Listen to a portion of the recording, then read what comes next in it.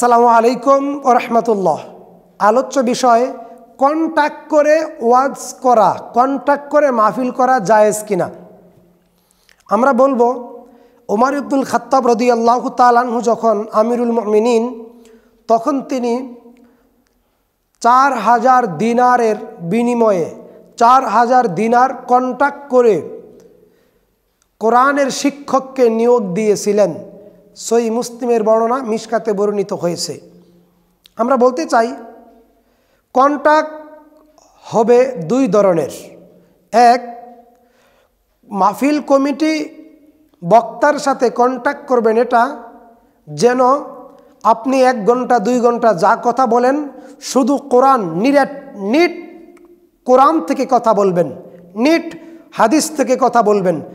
কোরআন থেকে কথা বললে সূরার নাম এবং আয়াত নাম্বার, হাদিস থেকে কথা বললে হাদিসের সনদ, কিতাবের নাম, হাদিসের নাম্বার, 1 নাম্বার কন্টাক্ট। নাম্বার 2, বক্তা যখন হাদিয়ার বিষয়টা কন্টাক্ট করবে তখন বক্তা এই বিষয়টা মাথায় রাখবে, ঢাকা থেকে রংপুরে যাবে বক্তব্য দেওয়ার জন্যে, তার যাতায়াত খরচ আছে, তার রাস্তার ভিতরে আরও খরচ আছে, খাবার দাবারের খরচ আছে।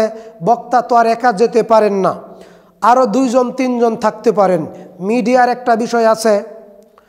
টোটাল বিষয়টা চিন্তা ভাবনা করে এই পরিমাণ টাকা কন্টাক্ট করবে যেন মাহফিল কমিটির উপরে জুলম না হয়, যেন মাহফিল কমিটির উপরে জুলম না হয়, যেন মাহফিল কমিটির উপরে কি না হয়, জুলম না হয়। নাম্বার 3,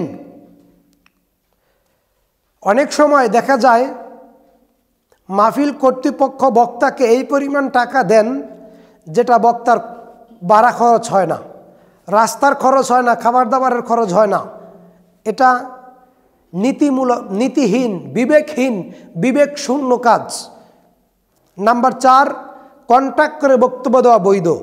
কন্টাক্ট করে বক্তব্য দেওয়া কি বৈধ? কন্টাক্ট করে বক্তব্য দেওয়া কি বৈধ? আমি বলছি বৈধ।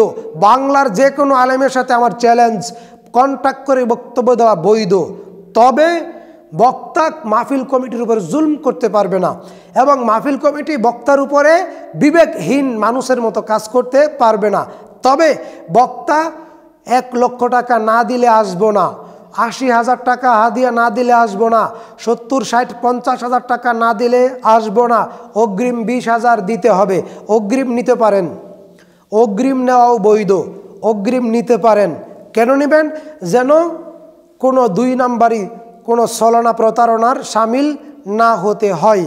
আসসালামু আলাইকুম ওয়া রাহমাতুল্লাহি ওয়া বারাকাতুহু।